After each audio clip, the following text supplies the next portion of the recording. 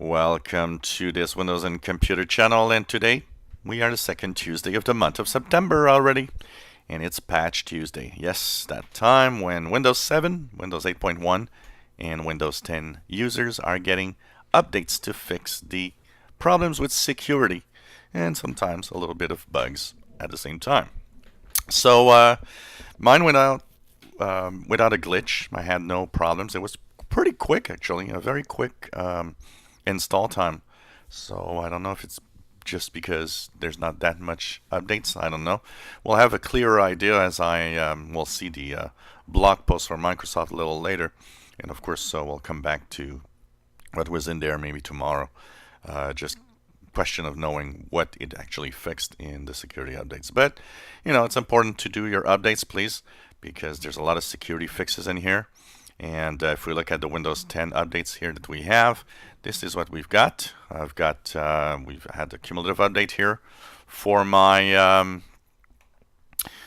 computer, which is the security update. We've got a security update for Flash Player, so this is also something happening.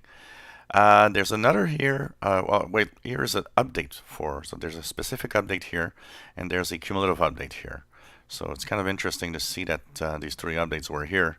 Adobe Flash Player, one is an update, and the other one is the cumulative update, which has the security update. So there's probably some bug fixes and things in there that they wanted to actually have fixed. So check it out. If you're on Windows 10, April 2018 update, your version number moves up to, if we look at it right now, 17134.254. So this is where you should be with the latest version 1803. So fast ring, yes. Patch Tuesday updates are now available, so fire up your machines. Check for updates to make sure that you stay safe online. If you enjoy our videos, please subscribe, give us thumbs up. Thank you for watching.